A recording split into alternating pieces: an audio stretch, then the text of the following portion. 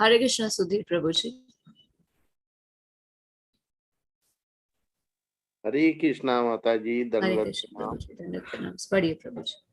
अध्याय 7 श्लोक नंबर 18। उदाराः सर्व एवेते ज्ञानी त्वात्मैव मे मतम् आस्थितः स हि युक्तात्मा मामेवानुत्तमां गतिम्। इसका आशय है, निसंदेह ये सब उदार चेता व्यक्ति हैं, किंतु जो मेरे ज्ञान को प्राप्त है उसे मैं अपने ही समान समझता हूँ, मानता हूँ। वह मेरी दिव्य सेवा में तत्पर रहकर मुझ सर्वोच्च उद्देश्य की मुझ मुझ मुझ सर्वोच्च उद्देश्य को निश्चित रूप से प्राप्त करता है। शील प्रभुपाद जी की जय हो। तात्पर्य शील प्रभुपाद जी के द्वारा। ऐसा नहीं है कि जो कम ज्ञानी भक्त हैं वे श्री भगवान को प्रिय नहीं हैं। श्री भगवान कहते हैं कि सभी उदार चेता हैं, क्योंकि चाहे जो भी श्री भगवान के पास किसी भी उद्देश्य से आए वह महात्मा कहलाता है। जो भक्त भक्ति के बदले कुछ लाभ चाहते हैं उन्हें श्री भगवान स्वीकार करते हैं, क्योंकि इससे स्नेह का विनिमय होता है। वे स्नेहवश श्री भगवान से लाभ की याचना करते हैं और जब भगवान उन्हें वह प्राप्त हो जाता है तो वे इतने प्रसन्न होते हैं कि वे भी भगवत भक्ति करने लग जाते हैं। किंतु ज्ञानी भक्त श्री भगवान को इसलिए प्रिय है कि उसका उद्देश्य प्रेम तथा भक्ति से परमेश्वर की सेवा करना होता है। ऐसा भक्त श्री भगवान की सेवा किए बिना क्षण भर भी नहीं रह सकता। इसी प्रकार परमेश्वर अपने भक्त को बहुत चाहते हैं और वे उससे विलग नहीं हो पाते। श्रीमद् भागवतम 9.4.68 में श्री भगवान कहते हैं, साधवो हृदय मध्य मह्यम साधुनाम हृदय त्वहम मदन्यते च जानन्ति नाहं तेभ्यो मनागपि। यानी भक्तगण सदैव मेरे हृदय में वास करते हैं और मैं भक्तों के हृदय में वास करता हूँ। भक्त मेरे अतिरिक्त और कुछ नहीं जानता और मैं भी भक्त को कभी नहीं भूलता। मेरे तथा शुद्ध भक्तों के बीच घनिष्ठ संबंध रहता है। ज्ञानी शुद्ध भक्त कभी भी आध्यात्मिक संपर्क से दूर नहीं होते, अतः वे मुझे अत्यंत ही प्रिय हैं। माता जी आगे पढ़ना है क्या? हरे कृष्ण प्रभु जी, एक बार इतना ही करते हैं। Thank you so much. हरे तो निसंदेह ये सब उदार चेता व्यक्ति है। जैसे कि पिछले अध्याय में, पिछली क्लास में हमने जाना था कि 4 प्रकार की पुण्यात्मा जो है भगवान की सेवा करते हैं, आर्य, जिज्ञासु, अर्थार्थी तथा ज्ञानी। पर भगवान के कहते हैं कौन मुझे सबसे अधिक प्रिय है? ज्ञानी है, सबसे अधिक प्रिय है। पर ऐसा नहीं है कि जो कम ज्ञानी है वो भगवान को प्रिय नहीं है।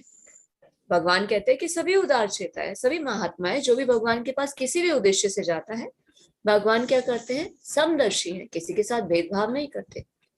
जो भक्त बदले के बदले भक्ति के बदले कुछ लाभ चाहते हैं भगवान उसे भी स्वीकार करते हैं, क्योंकि इससे स्नेह का विनिमय होता है। कम से कम वो भगवान के साथ संबंध जोड़ने के लिए आया तो सही। उसकी स्थिति कैसे? एक बच्चे के समान है।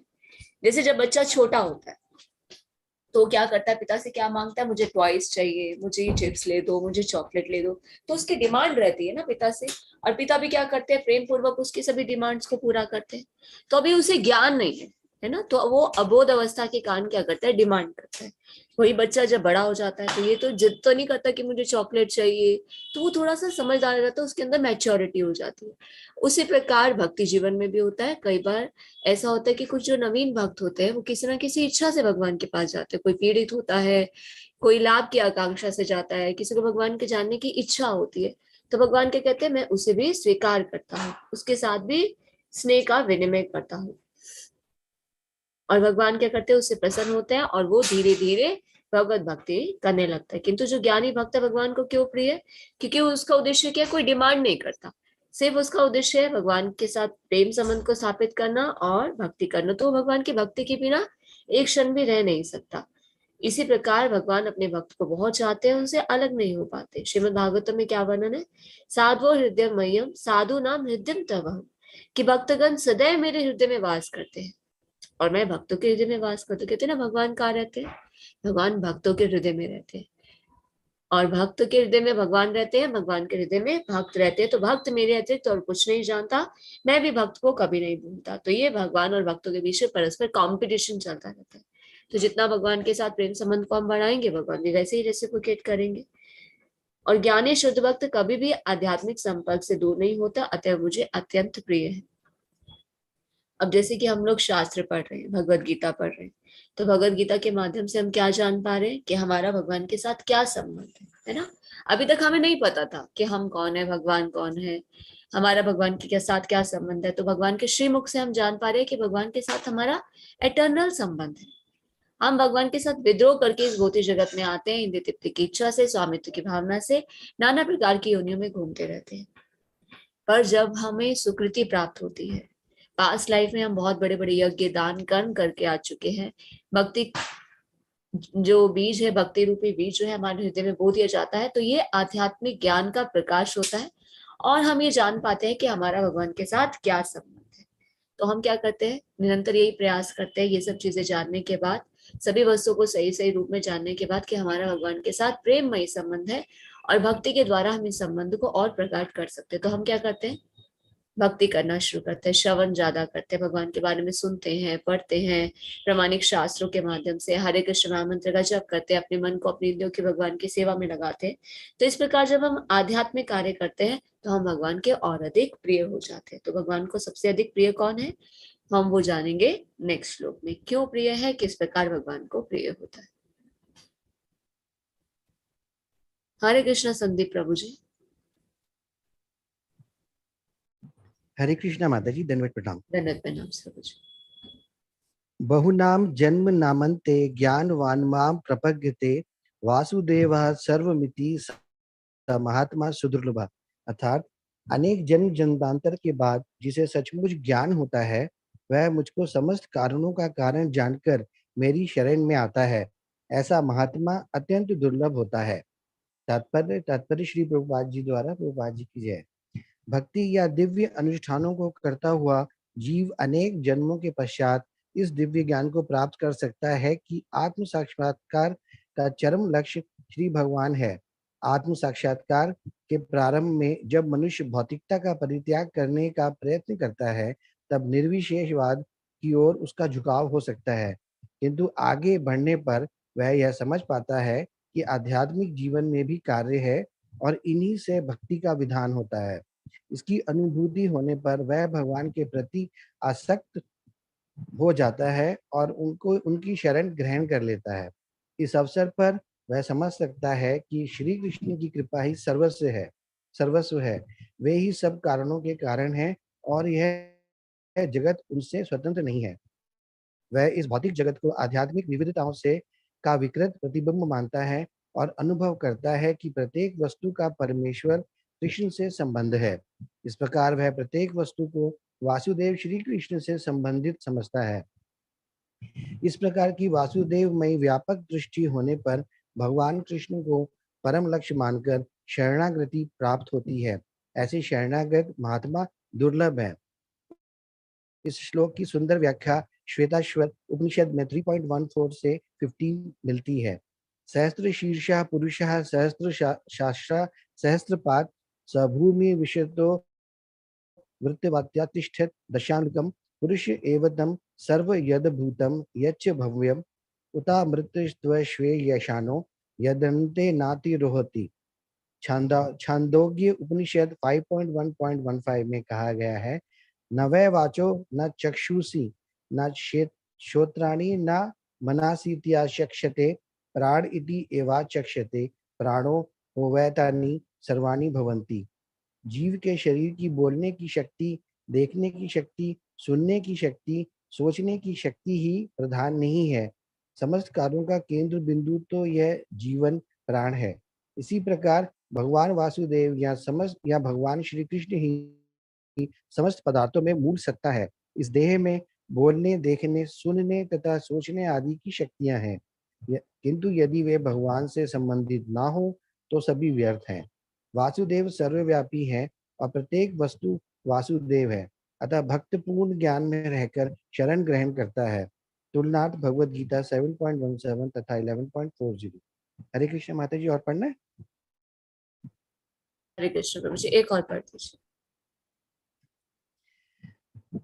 कामस्तस्ता हर्थ ज्ञाना प्रपंगते न्यदेवतः तम तम नियम मास्थाय प्रकृत्या नियताम स्वया। अर्थात जिनकी बुद्धि भौतिक इच्छाओं द्वारा मारी गई है, वे देवताओं की शरण में जाते हैं और अपने अपने स्वभाव के अनुसार पूजा के विशेष विधि विधानों का पालन करते हैं। तात्पर्य श्रीला प्रभुपाद जी द्वारा। प्रभुपाद जी की जय। जो समस्त भौतिक कलमश से मुक्त हो चुके हैं, वे भगवान की शरण ग्रहण करते हैं और उनकी भक्ति में तत्पर होते हैं। जब तक भौतिक कलमश धुल नहीं जाता, तब तक वे स्वभावतः अभक्त रहते हैं। किंतु जो भौतिक इच्छाओं के होते हुए भी भगवान की ओर उन्मुख होते हैं, वे बहिरंगा प्रकृति द्वारा आकृष्ट नहीं होते, क्योंकि वे सभी उद्देश्य की ओर अग्रसर होते हैं। अतः वे शीघ्र ही सारी भौतिक कामइच्छाओं से मुक्त हो जाते हैं। श्रीमद् भागवत गीता में कहा गया है कि मनुष्य को चाहिए कि वे स्वयं को वासुदेव के प्रति समर्पित करे और उनकी पूजा करे, चाहे वह भौतिक इच्छाओं से रहित हो या भौतिक इच्छाओं से पूरित हो या भौतिक कलमश से मुक्ति चाहता हो। जैसा कि भागवत में 2.3.10 में कहा गया है, अकामः सर्व कामो वा मोक्ष काम उदार धीम त्रिवणे भक्ति योगेना यजेत पुरुषम परमा। जो अल्पज्ञ हैं तथा जिन्होंने अपनी आध्यात्मिक चेतना खो दी है, वे भौतिक इच्छाओं की अविलंब पूर्ति के लिए देवताओं की शरण में जाते हैं। सामान्यतः ऐसे लोग भगवान की शरण में नहीं जाते, क्योंकि वे निम्नतर गुणों वाले रजो तथा तमोगुणी होते हैं। अतः वे विभिन्न देवताओं की पूजा करते हैं। वे पूजा के विधि विधानों का पालन करने में ही प्रसन्न रहते हैं। देवताओं के पूजक छोटी छोटी इच्छाओं के द्वारा प्रेरित होते हैं और यह नहीं जानते कि परम लक्ष्य तक किस प्रकार पहुंचा जाए।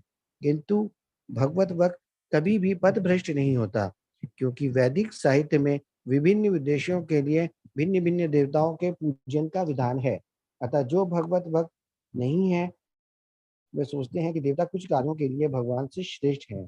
किंतु शुद्ध भक्त जानता है कि भगवान कृष्ण ही सबके स्वामी है। चैतन्य चरितामृत में कहा गया है कि एकले ईश्वर कृष्ण आर सब भृत्य, केवल भगवान कृष्ण ही स्वामी है और अन्य सब दास हैं। फलतः शुद्ध भक्ति कभी भी अपने आवश्यकताओं की पूर्ति के लिए शुद्ध भक्त कभी भी अपनी आवश्यकताओं की पूर्ति के लिए देवताओं के निकट नहीं जाता। वह तो परमेश्वर पर निर्भर रहता है और वे जो कुछ देते हैं उसी से संतुष्ट रहता है। हरे कृष्ण माता जी, धन्यवाद। हरे कृष्ण प्रभु जी, थैंक यू सो मच प्रभु जी। बहुना नाम जन्म जन्मांते, अनेक जन्म जन्मांतर के बाद जिसे सचमुच ज्ञान होता है, वह मुझको समस्त कारणों का कारण जानकर मेरी शरण में आता है। ऐसा महात्मा अत्यंत दुर्लभ है। स महात्मा सु दुर्लभ। हर कोई भगवान को नहीं जान पाता। अनेकों अनेक जन्म के बाद नाना प्रकार की योनियां है ना, मनुष्य योनि, पशु योनि, जल में रहने वाले, रेंगने वाले, उड़ने वाले, पेड़ पौधे की योनि। तो अनेकों अनेक योनियों के बाद जिसे सचमुच ज्ञान होता है, जिस पर भगवान की कृपा हो जाती है, वही भगवान के शरण में जाता है। और ऐसा महात्मा कौन है? सदुर्लभा, वो दुर्लभ होता है। तो भक्ति या दिव्य अनुष्ठानों को करता हुआ जीव अनेक जन्मों के पश्चात इस दिव्य ज्ञान को प्राप्त करता है। ये आत्म साक्षात का चरम लक्ष्य श्री भगवान है। सेल्फ रियलाइजेशन का लक्ष्य क्या है? भगवान को जानना, कि हमारा भगवान के साथ क्या संबंध है। तो साथ आत्म साक्षात्कार के प्रारंभ में जब मनुष्य भौतिकता का परित्याग करने का प्रयत्न करता है तब निर्विशेषवाद के उसका झुकाव हो सकता है। देखिए, ऐसा तो नहीं कि हर कोई डायरेक्टली भगवान को जानता हो, अलग अलग रास्ते हैं भगवान को जानने के। जैसे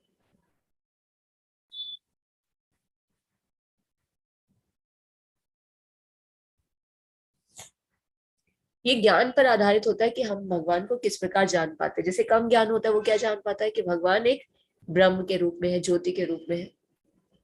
जिसे और ज्यादा ज्ञान होता है वो क्या जान पाता है कि भगवान परमात्मा के रूप में। पर वो ये नहीं जानता, वो ये तो जानता है कि भगवान कौन है परमात्मा के रूप में, पर भगवान को कैसे प्राप्त करना वो नहीं जान पाता। पर जो एक भक्त होता है, भगवान की कृपा से अनेक जन्मों के बाद दिव्य अनुष्ठानों को करते हुए, नाना प्रकार के कर्मों को करते हुए, यज्ञ दान तपस्या को करते हुए वो इस योग्य हो जाता है कि इस ज्ञान को प्राप्त करने के योग्य हो जाता है और वो भगवान के शरणागत होता है। जब वो भगवान के शरणागत होता है, भगवान क्या करते हैं, उसके हृदय में दिव्य ज्ञान का प्रकाश करते हैं। दिव्य ज्ञान हृदय प्रकाशित हो। ये जो दिव्य ज्ञान है ये बाहर से प्राप्त नहीं होता, ये अंदर से हृदय से प्रकाशित होता है। तो ये भी भगवान की कृपा से प्रकाशित होता है कि हम भगवान को जान पाते। तो हम बहुत ही फॉर्चुनेट है कि हम जान पा रहे हैं कि कृष्ण ही भगवान है और भगवान के शरणागत होकर भक्ति करके उनके साथ संबंध को जोड़ा जा सकता है। हम अपने एटर्नल होम वापस जा सकते हैं। इस अवसर पर वह समझ पाता है कि कृष्ण की कृपा ही सर्वस्व है, वही सभी कारणों के कारण है। प्रत्येक वस्तु का परमेश्वर कृष्ण से ही संबंध है, तो हर वस्तु को वो कृष्ण से संबंधित जान पाता है। वो ये देख पाता है कि प्रत्येक वस्तु कृष्ण की है, प्रत्येक वस्तु का प्रयोग कृष्ण के लिए करना चाहिए। तो वो भगवान के शरणागत होकर उसे ही अपने जीवन का लक्ष्य मानता है। ऐसा शरणागत महात्मा दुर्लभ है। श्वेताश्वतर उपनिषद में व्याख्या की गई है कि जीव के शरीर की बोलने की शक्ति, देखने की शक्ति, सुनने की शक्ति, सोचने की शक्ति प्रधान नहीं है। ये भी हम कार्य कैसे कर पा रहे कि हम बोल पा रहे, देख पा रहे, सुन पा रहे? हमारे हृदय में बैठे हुए परमात्मा आत्मा को चेतना प्रदान करते हैं, आत्मा पूरे शरीर को चेतना प्रदान करते हैं, तभी तो हम देख पा रहे, बोल पा रहे, सुन पा रहे, कोई भी कार्य कर पा रहे। तो बिना कृष्ण की कृपा के सब कुछ व्यर्थ है। हम कहते हैं ना, हम बोल रहे हैं, हम देख रहे हैं, हमने किया, वो या नो, हम करता नहीं है। परमात्मा की कृपा से ही आज हम कर पा रहे, या देख पा रहे, बोल पा रहे, सुन पा रहे। तो वासुदेव जो है वो सर्वव्यापी है, प्रत्येक वस्तु वासुदेव है और भक्त जो है पूर्ण ज्ञान में रहकर उनके शरण ग्रहण करता है। नेक्स्ट श्लोक में बताया जा रहा है, जिनकी बुद्धि भौतिक इच्छाओं द्वारा मारी गई है वे देवताओं की शरण में जाते हैं। वे अपने अपने स्वभाव के अनुसार पूजा के विशेष विधि विधानों का पालन करते हैं। हम देखते हैं ना, अभी कुछ लोग जो भक्ति जीवन में आए हैं या नहीं भी देवता को पढ़ रहे हैं, पहले हम देवी देवताओं को मानते थे या अभी भी देवी देवताओं को मानते हैं। तो ये भी क्या है, हमारे अपने अपने स्वभाव के अनुसार, हमारे कर्म के अनुसार, हमारी आस्था जिसमें होती है ना, भगवान क्या करते हैं, हमारी आस्था को स्थिर कर देते हैं। तो हम क्या करते हैं, देवी देवताओं की शरण में जाते हैं, विशेष पूजा विधि विधानों का पालन करते हैं। पर हमारा पीछे मोटो क्या होता है, भौतिक इच्छाओं को पूरा करना। हम देवी देवताओं की शरण में क्यों जाते हैं, पीछे हमारी कोई इच्छा है, कामना है कि हमारी ये इच्छा पूरी कर दीजिए। सॉरी। तो जो समस्त भौतिक कलमश से मुक्त हो चुके हैं वे भगवान के शरण में जाते हैं। भगवान के शरण में कौन जाता है, जो सभी भौतिक कलमश से मुक्त हो जाते हैं, जिनके अंदर इंद्र तृप्ति की इच्छा नहीं रहती, वो भक्ति में लगते हैं। और जब तक उनका भौतिक कलमश धुल नहीं जाता वे क्या रहते हैं, अभक्त ही रहते हैं। पर भक्ति जीवन में प्रयास करते हुए, इच्छा, प्रयास और अभ्यास, प्रैक्टिस में एक समय परफेक्ट, वो सभी भौतिक काम इच्छाओं से मुक्त हो जाते हैं और भगवान के शरण को ग्रहण करके एक परिपक्व अवस्था ईश्वर प्रेम को प्राप्त करते हैं। तो श्रीमद् भागवतम में कहा गया कि मनुष्य को चाहिए कि स्वयं को वासुदेव के प्रति समर्पित करे, उनकी पूजा करे, चाहे वो भौतिक इच्छाओं से रहित हो या पूरित हो, या भौतिक कलमश से मुक्ति चाहता हो। तो हमें क्या करना चाहिए, भगवान के शरण को ग्रहण करना चाहिए।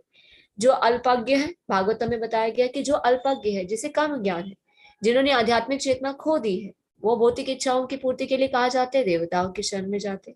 और ऐसे लोग भगवान की शरण में नहीं आते क्योंकि वो 3 गुणों के प्रभाव में आने के कारण देवी देवताओं की पूजा ही करते रहते। तो ये पूजा की विधि विधानों का पालन करने में प्रसन्न रहते। देवताओं के पूजक छोटी छोटी इच्छाओं के द्वारा प्रेरित होते हैं, पर वो भी कभी ना कभी कृष्ण को जान पाएंगे। कब, अगर हम किसी विशेष देवी देवता की पूजा भी आस्था के साथ करते हैं, पूरी भक्ति और निष्ठा के साथ करते हैं तो क्या होता है, उन्हीं की कृपा से हम भगवान को जान पाते हैं। अगर हम अपने आप को भी देखें तो हम जन्म से तो कृष्ण को नहीं जानते थे ना, तो हमने क्या किया, बहुत देर से हम भक्ति जीवन में आए, हम बहुत देर से कृष्ण को जान पाए। हम सभी देवी देवताओं की पूजा करते थे, हम कृष्ण को जानते तो थे पर ये नहीं पता था कि कृष्ण ही भगवान है।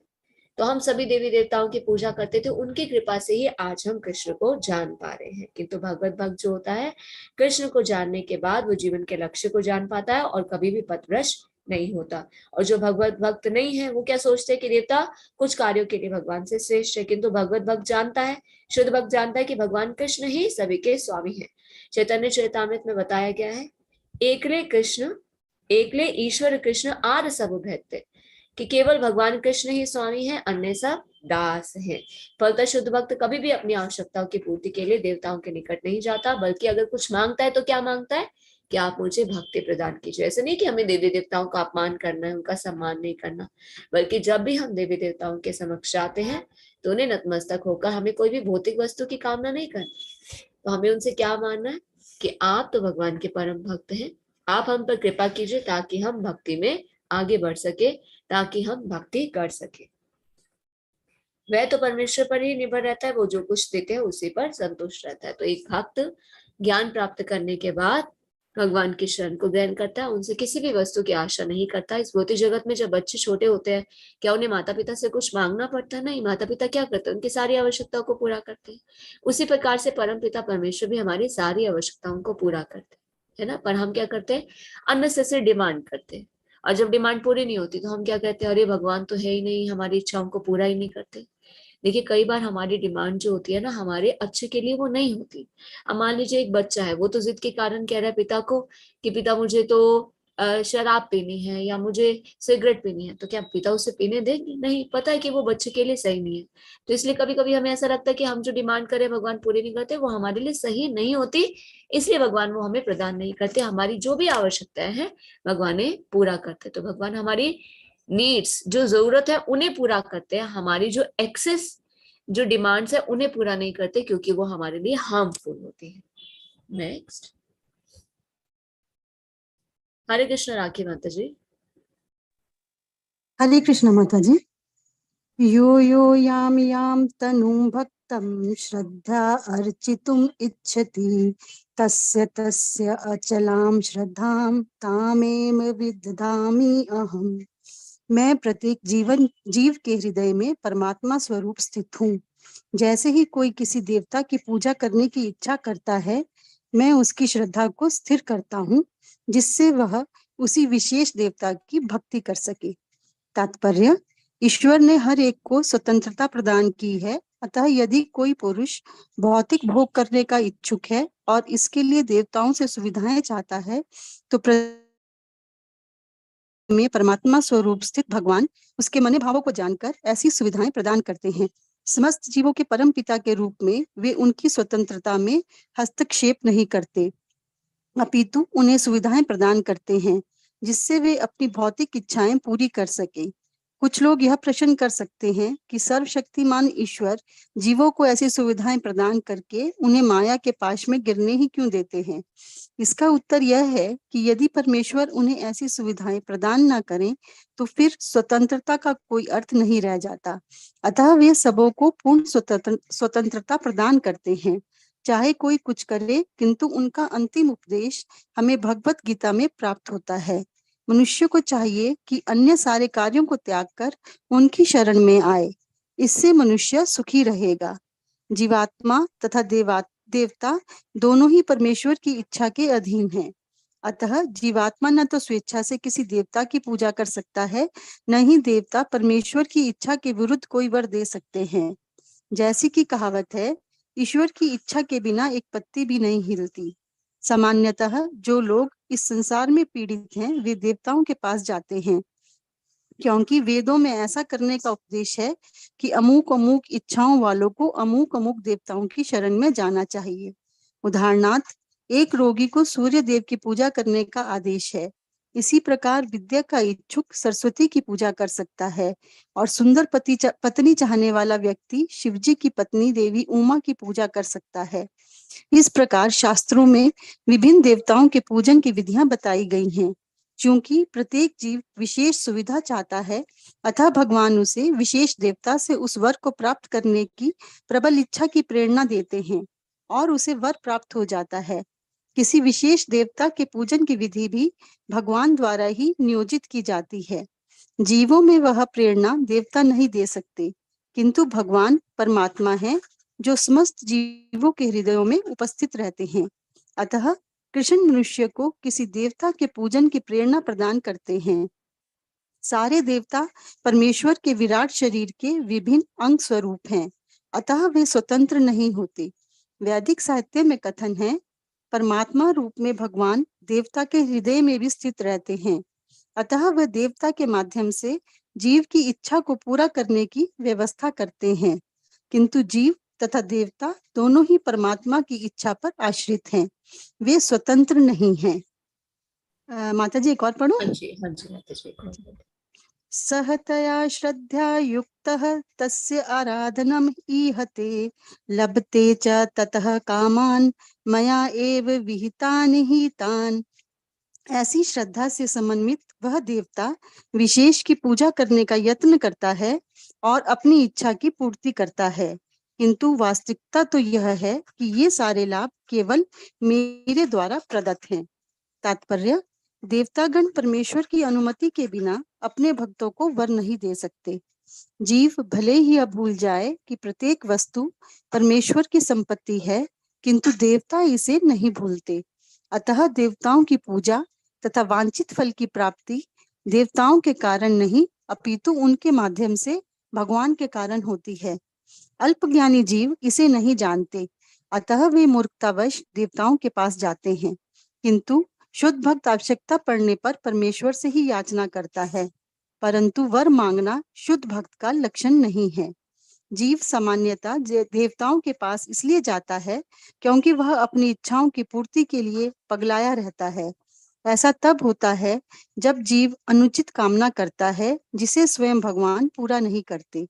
चैतन्य चरितामृत में कहा गया है कि जो व्यक्ति परमेश्वर की पूजा के साथ साथ भौतिक भोग की कामना करता है, वह परस्पर विरोधी इच्छाओं वाला होता है। परमेश्वर की भक्ति तथा देवताओं की पूजा समान स्तर पर नहीं हो सकती, क्योंकि देवताओं की पूजा भौतिक है और परमेश्वर की भक्ति नितांत आध्यात्मिक है। जो जीव भगवत धाम जाने का इच्छुक है, उसके मार्ग में भौतिक इच्छाएं बाधक हैं। अतः भगवान के शुद्ध भक्त को वे भौतिक लाभ नहीं प्रदान किए जाते जिनकी कामना अल्पज्ञ जीव करते रहते हैं, जिसके कारण वे परमेश्वर की भक्ति न करके देवताओं की पूजा में लगे रहते हैं। हरे कृष्ण माता जी। हरे कृष्ण माता जी, थैंक यू सो मच माता जी। मैं प्रत्येक जीव के हृदय में परमात्मा स्वरूप स्थित हूँ। भगवान भगवद गीता में कई जगह इन श्लोकों का वर्णन करते हैं, जैसे कि सर्वस्य चाहं हृदि सन्निविष्टो, और इस श्लोक में भगवान कह रहे हैं कि मैं प्रत्येक जीव के हृदय में परमात्मा स्वरूप स्थित हूँ। जैसे ही कोई किसी देवता की पूजा करने की इच्छा करता है, मैं उसकी श्रद्धा को स्थिर करता हूँ जिससे वह उसी विशेष देवता की भक्ति कर सके। हमारे मन में भी कई बार प्रश्न आते हैं कि क्या हमें देवी देवताओं की पूजा करनी चाहिए या नहीं। पहले तो मैं इस इष्ट देव की पूजा करता था, इन देवताओं की पूजा करता था, देवी की पूजा करता था, अब करूं या नहीं। अभी जो है नवरात्र चल रही है, तो मैं नवदुर्गा की पूजा करूं या नहीं, व्रत रखूं या नहीं। तो ये बहुत सारे कंफ्यूजन रहते हैं हमारे माइंड में, क्योंकि क्या है, हमें ज्ञान नहीं, हम शास्त्रों को पढ़ते नहीं है। तो हम क्या करते हैं, कुछ चीजें अपनी मानसिक धारणाओं के कारण करते हैं, कुछ हमारे परिवार में जो कब से चली आ रही है उनके कारण करते हैं, या समाज में लोगों ने जिस तरह से बता दिया उस कारण करते हैं। पर हमें हर कार्य जो है वो शास्त्र सम्मत करना चाहिए। और शास्त्र में क्या बताया जा रहा है, भगवद गीता क्या है, भगवान की वाणी। भगवान स्वयं क्या कहते हैं, जैसे ही कोई किसी देवता की पूजा करने की इच्छा करता है तो भगवान उसे पूरा करते हैं। क्योंकि हम जब इस भौतिक जगत में आते हैं ना, एक फ्रीडम लेकर आते हैं कि हम अपनी इच्छा से भगवान को भूल भी सकते हैं और अपनी इच्छा से भगवान के साथ संबंध को जोड़ भी सकते हैं। भगवान फोर्स नहीं करते। भगवान अगर फोर्स करना चाहे तो फोर्स कर सकते हैं, हम सभी जीवों को इस भौतिक जगत से निकाल के लेकर जा भी सकते हैं।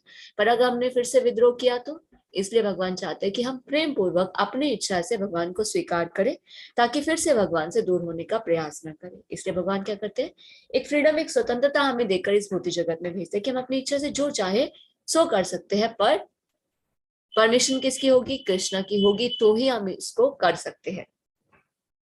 तो जैसे ही हमारी मनोस्थिति होती है, हमारी इच्छा होती है किसी देवता की इच्छा करने की, तो भगवान क्या करते हैं? स्थिर करते हैं और हम उनकी पूजा करने लगते हैं, है ना।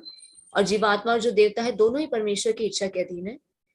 अतः जीवात्मा ना तो स्वेच्छा से किसी देवता की पूजा कर सकता है, ना ही देवता परमेश्वर की इच्छा के विरुद्ध कोई वर दे सकते। जैसे कि कहावत है, ईश्वर की इच्छा के बिना एक पत्ती भी नहीं हिलती। तो इस संसार में जो भी लोग पीड़ित है वो देवताओं के पास जाते हैं। वेदों में भी ऐसा उपदेश है। देखिए क्यों ऐसा बताया जाता है, डायरेक्टली क्यों नहीं बताया गया कि भगवान के शरण को ग्रहण करना चाहिए।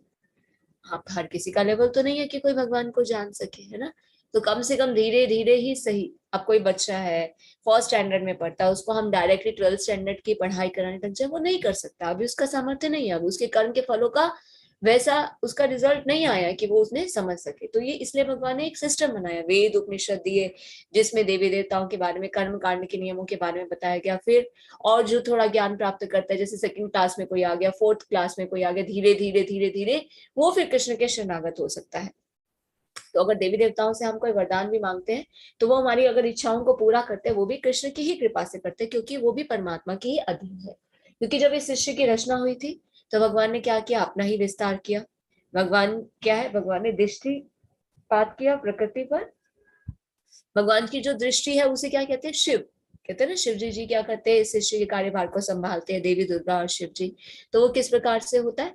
जब भगवान इस सृष्टि पर दृष्टिपात करते हैं तो माया के संपर्क में आते हैं। तो माया कौन है? भगवान की शक्ति, उन्हें क्या कहते हैं? देवी दुर्गा। और जो भगवान दृष्टि करते हैं उसे क्या कहते हैं? शिव, है ना। तो इस प्रकार शिव और दुर्गा के रूप में, शक्ति के रूप में, दोनों क्या करते हैं? इस सृष्टि के कार्यभार को संभालते हैं। तो भगवान अपना ही एक्सपेंशन करते हैं। फिर जब इस सृष्टि की रचना हो जाती है, इतने सारे डिपार्टमेंट है। अब जैसे मान लीजिए किसी ने कोई कंपनी को खोल दिया, है ना, तो उस कंपनी के हर एक डिपार्टमेंट को खुद तो संभालेगा नहीं। तो सीईओ क्या करता है? अलग अलग डिपार्टमेंट में अलग अलग हेड रख देते हैं।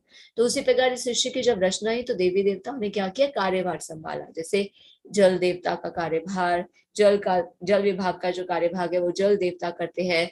फिर वायु देवता करते हैं। हमें उष्ण प्रकाश देने का जो कार्यभार है वो सूर्य देवता करते हैं। ये एक पोस्ट है, इस पोस्ट को देवी देवताओं ने संभाला है।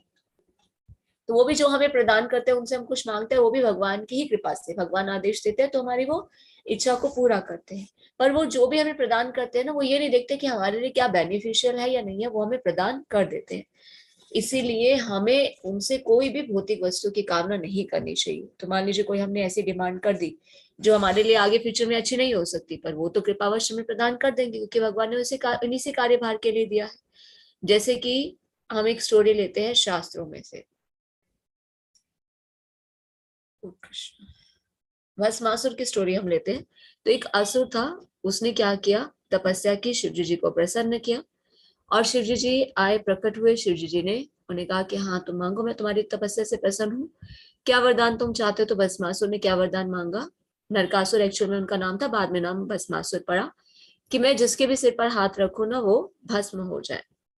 अब शिवजी जी जो है वो भगवान की इच्छा से क्या करते हैं? उनके जो बच्चे जो भी उनसे मांगते हैं उन्हें प्रदान कर देते हैं। बोले ठीक है, तथास्तु। अब जब भस्मासुर को ये वरदान मिल जाता है, तो वो क्या करता है? शिवजी जी के पीछे भागने लग जाता है, क्योंकि वो शिवजी जी के सिर पर हाथ रखकर उनको भस्म कर देना चाहता है और पार्वती को साथ विवाह कर लेना चाहता है। अब वो शिवजी जी के पीछे भागता है। शिवजी जी डर जाते हैं, अब मेरे सिर पे इसने हाथ रख दिया तो मैं तो हो गया कल्याण। तो क्या करते हैं? भागते हुए जाते हैं, भागते हुए जाते हैं, तीनों लोकों में विचरण करते हैं। और भगवान तो सभी चीजों को जानते हैं। भगवान क्या करते हैं? मोहिनी रूप को धारण करते हैं और बीच रास्ते में आकर खड़े हो जाते हैं। और शिवजी जी से पूछते क्या हुआ, क्यों भाग रहे हैं आप? तो शिवजी जी पूरी कथा उन्हें सुनाते हैं कि इस प्रकार उसने तपस्या की, उसने वरदान मांगा तो मैंने दे दिया। तो भगवान कहते हैं कि आप बिना सोचे समझे क्यों देते? बोले आपने ही तो बोला मेरे बच्चे तुमसे जो मांगे दे देना। बोले कम से कम सोचा तो सब करो। ठीक है कोई बात नहीं, आप जाइए, मैं उसे देख लेता हूँ। तो भगवान मोहिनी रूप धारण करते हैं और क्या करते हैं? रास्ते में आकर खड़े हो जाते हैं। जैसे ही भस्मासुर वहां से निकलता है, देखता है तो मंत्रमुग्ध हो जाता है, क्योंकि ऑलरेडी पहले काम मोहित था पार्वती जी के ऊपर। तो फिर वो क्या करता है? ये तो बड़ी सुंदर स्त्री है, मैं इससे विवाह करूंगा। तो फिर उनके सामने प्रस्ताव रखता है कि मैं तुमसे विवाह करना चाहता हूँ। तो फिर जो भगवान मोहिनी रूप धारण किए हुए क्या कहते हैं? हाँ तुम्हारी मैं सभी इच्छाओं को पूरा करूंगी, पर तुम क्या करो, मैं जैसे नृत्य करती हूँ तुम वैसे नृत्य कर कर दिखाओ। बस मासु तो काम मोहित है, वो तैयार हो जाता है। तो भगवान क्या करते हैं? जो मोहिनी रूप धारण किया है, एक हाथ साइड पे, एक हाथ ऐसे, मतलब अलग अलग पोज वो करते हैं नृत्य की। और बस मासु वैसे करने लग जाता है और वो पूरी तरह से काम में मोहित हो जाता है। और फिर भगवान क्या करते हैं, जब देखते हैं कि भस्मासुर जो है कंट्रोल हो गया है, तो वो एक हाथ सिर पर और एक हाथ कमर पर रखते हैं। ये सिर्फ जानबूझ कर करवाते हैं। तो जैसे ही भस्मासुर एक हाथ कमर पर एक सिर पर रखता है, तो उसने क्या वरदान मांगा था, जिसके सिर पर भी हाथ रखो वो भस्म हो जाए। तो वो क्या हो जाता है, भस्म हो जाता है। तो कहने का क्या तात्पर्य है कि भगवान क्या करते हैं, देवी देवताओं को इस सृष्टि के कार्यभार को संभालने के लिए जो भी कार्यभार देते हैं कि मेरे बच्चे जो जीवात्मा है तुमसे जो भी मांगे उन्हें प्रदान कर देना, पर वो बिना सोचे समझे हमें दे देते हैं। तो हमें कभी भी भौतिक वस्तु की कामना नहीं करनी चाहिए। अब वो तो देवी देवता है, वो तो भगवान की इच्छा अनुसार हमारे कार्यों की पूर्ति करे। अगर मान लीजिए फ्यूचर में हमारे लिए वो बेनिफिशियल नहीं हुई तो इसलिए हमें कभी भी किसी भी भौतिक वस्तु की कामना किसी भी देवी देवता से नहीं करनी चाहिए। अगर वो हमारी सारी इच्छाओं को पूरा ही करते तो हम उनसे ऐसी चीज मांगे जो कभी भी नाशवान नहीं है। तो वो क्या है, भक्ति, भगवान की कृपा। तो अगर हम देवी देवताओं से कुछ मांगना चाहते हैं तो हमें क्या मांगना चाहिए कि आप हमें भक्ति प्रदान करें, ताकि हम भगवान के शरण में आ सके। तो देवी देवता क्या करते हैं, अगर उनसे हम भक्ति मांगते हैं तो हमें भक्ति प्रदान करते हैं, तो हम भक्ति जीवन में आगे बढ़ पाते हैं और उनकी हमें विशेष कृपा मिलती है। जब वो देखते हैं कि अच्छा ये हमारे इष्ट देव की कृपा प्राप्त करना चाहते हैं, ये भी भक्ति में लगना चाहते हैं, तो उनकी भी विशेष कृपा हमें मिलती है। तो वैदिक साहित्य में कथन है कि परमात्मा रूप में भगवान देवता के हृदय में भी स्थित रहते हैं और वो देवताओं के माध्यम से ही जीव की सारी इच्छाओं को पूरा करते हैं। किंतु जीव और देवता दोनों ही परमात्मा की इच्छा पर आश्रित है, वे स्वतंत्र नहीं है। हरे कृष्ण। नेक्स्ट तान्या माता जी पढ़िए। हरे कृष्ण माता जी। हरे कृष्ण माता जी। से तया श्रद्धाय युक्ता तस्य आराधनम् इहिहते लभते च ततः कामान् मया एव विहितान् हितान्। ऐसी श्रद्धा जो समान्वित वह देवता विशेष की पूजा करने का यत्न करता है और अपनी इच्छा की पूर्ति करता है, किंतु वास्तविकता तो यह है कि ये सारे लाभ केवल मेरे द्वारा प्रदत्त हैं। तात्पर्य श्रीला प्रभुपाद जी के द्वारा। प्रभुपाद जी की जय। देवतागण परमेश्वर की अनुमति के बिना अपने भक्तों को वर नहीं दे सकते।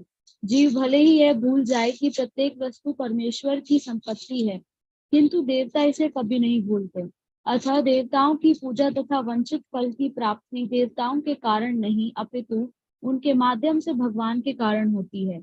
अल्पज्ञानी जीव इसे नहीं जानते, अतः वे मूर्खतावश देवताओं के पास जाते हैं। किंतु शुद्ध भक्त आवश्यकता पड़ने पर परमेश्वर से ही याचना करता है, परंतु वर मांगना शुद्ध भक्त का लक्षण नहीं है। जीव सामान्यतः देवताओं के पास इसलिए जाता है क्योंकि वह अपनी इच्छाओं की पूर्ति के लिए पगलाया रहता है। ऐसा तब होता है जब जीव अनुचित कामना करता है, जिसे स्वयं भगवान पूरा नहीं करते। चैतन्य चरितामृत में कहा गया है कि जो व्यक्ति परमेश्वर की पूजा के साथ साथ भौतिक भोग की कामना करता है, वह परस्पर विरोधी इच्छाओं वाला होता है। परमेश्वर की भक्ति तथा देवताओं की पूजा समान स्तर पर नहीं हो सकती, क्योंकि देवताओं की पूजा भौतिक है और परमेश्वर की भक्ति नितांत आध्यात्मिक है। जो जीव भगवत धाम जाने का इच्छुक है, उसके मार्ग में भौतिक इच्छाएं बाधक हैं। अतः भगवान के शुद्ध भक्त को भी वे भौतिक लाभ नहीं प्रदान किए जाते, जिनकी कामना अल्पज्ञ जीव करते रहते हैं, जिसके कारण वह परमेश्वर की भक्ति न करके देवताओं की पूजा में लगे रहते हैं। हरे कृष्ण माता जी। एक और पढ़ना है। हाँ जी माता जी, एक और पढ़ दीजिए। अनंत वस्तु फलम तेषाम तत् भवति अल्प मेघ साम देवान देव यज्ञ यान्ति मत भक्ता यान्ति माम अपि। अल्प बुद्धि वाले व्यक्ति देवताओं की पूजा करते हैं और उन्हें प्राप्त होने वाले फल सीमित तथा क्षणिक होते हैं।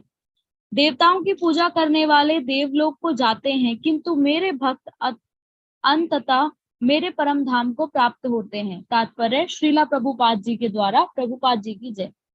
भगवत गीता में कुछ भाष्यकार कहते हैं कि देवता की पूजा करने वाला व्यक्ति परमेश्वर के पास पहुंच सकता है, किंतु यह स्पष्ट कहा गया है कि देवताओं के उपासक भिन्न लोक को जाते हैं, जहां विभिन्न देवता स्थित हैं। ठीक उसी प्रकार जिस तरह सूर्य की उपासना करने वाला सूर्य को या चंद्र का उपासक चंद्रमा को प्राप्त होता है, इसी प्रकार यदि कोई इंद्र जैसे देवता की पूजा करना चाहता है तो उसे पूजे जाने वाले उसी देवता का लोक प्राप्त होगा।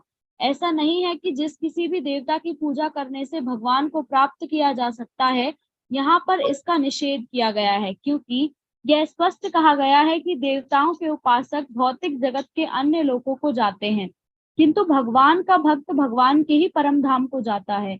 यहाँ यह प्रश्न उठाया जा सकता है कि यदि विभिन्न देवता परमेश्वर के शरीर के विभिन्न अंग हैं, तो उन सबकी पूजा करने से एक ही जैसा फल मिलना चाहिए, किंतु देवताओं के उपासक अल्पज्ञ होते हैं, क्योंकि वे यह नहीं जानते कि शरीर के किस अंग को भोजन दिया जाए। उनमें से कुछ इतने मूर्ख होते हैं कि वे यह दावा करते हैं कि अंग अनेक हैं, अतः भोजन देने के ढंग अनेक हैं, किंतु यह बहुत उचित नहीं है। क्या कोई कानों या आंखों से शरीर को भोजन पहुंचा सकता है? वे यह नहीं जानते कि ये देवता भगवान के विराट शरीर से विभिन्न अंग हैं, और वे अपने अज्ञानवश यह विश्वास कर बैठते हैं कि प्रत्येक देवता पृथक ईश्वर है तथा परमेश्वर का प्रतियोगी है। न केवल सारे देवता अपितु सामान्य जीव भी परमेश्वर के अंग हैं।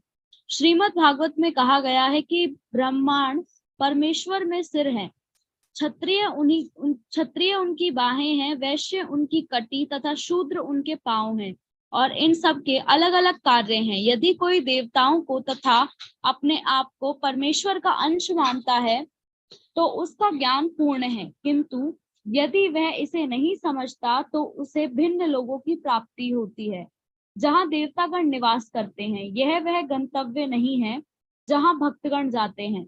देवताओं से प्राप्त वर नाशवान होते हैं, किंतु इस भौतिक जगत के भीतर सारे लोग, सारे देवता तथा सारे उपासक नाशवान हैं। अतः इस श्लोक में स्पष्ट कहा गया है कि देवताओं की उपासना से प्राप्त होने वाले सारे फल नाशवान होते हैं। अतः ऐसी पूजा केवल अल्पज्ञों द्वारा की जाती है। चूंकि परमेश्वर की भक्ति में कृष्ण भावनामृत में संलग्न व्यक्ति ज्ञान से पूर्ण दिव्य आनंदमय लोक की प्राप्ति करता है, अतः उसकी तथा देवताओं के सामान्य उपासक की उपलब्धियां पृथक पृथक होती हैं। परमेश्वर असीम है, उनका अनुग्रह अनंत है, उनकी दया भी अनंत है, अतः परमेश्वर भी अपने शुद्ध भक्तों पर कृपा की असीम होती है। हरे कृष्ण माता जी। हरे कृष्ण दाने माता जी, थैंक यू सो मच माता जी। ऐसी श्रद्धा से समन्वित वह देवता विशेष की पूजा करने का यत्न करता है। कौन? भगवान के कहते हैं कि मैं एक फ्रीडम देकर भेजता हूँ कि अपनी इच्छा से वो जो चाहे वो कर सकता है, पर वो भगवान के ही आश्रित होता है। तो अगर हम किसी देवी देवता की पूजा करने की इच्छा करते हैं तो भगवान के करते हैं हमारी श्रद्धा को स्थिर कर देते हैं कि हम उनकी पूजा करने लग जाते हैं, हमारी आस्था उनमें हो जाती है। पर हमारा प्रयोजन क्या होता है? किसी ना किसी इच्छा की पूर्ति करना, है ना। किंतु वास्तविकता क्या है कि ये सारे लाभ मेरे द्वारा ही प्रदत्त है। तो देवतागण परमेश्वर की अनुमति के बिना अपने भक्तों को वर नहीं दे सकते। जीव ये भूल जाता है प्रत्येक वस्तु परमेश्वर की संपत्ति, किंतु देवता नहीं भूलते। अतः देवताओं की पूजा और वांछित फल की प्राप्ति देवताओं के कारण नहीं बल्कि भगवान के माध्यम से होती है, जिसे कि भगवान भगवत गीता के इस श्लोक में कह रहे हैं कि ये सारे लाभ केवल मेरे द्वारा ही प्रदत्त है। पर अल्पज्ञानी जीव जो है वो नहीं जानते, इसलिए क्या करते हैं? मुक्तावश देवताओं के पास जाते हैं, किंतु शुद्ध भक्त जो है आवश्यकता पड़ने पर परमेश्वर से ही याचना करते हैं। तो हमें क्या करना चाहिए? शास्त्र के द्वारा ज्ञान को प्राप्त करना चाहिए कि हमें क्या करना है, क्या नहीं करना।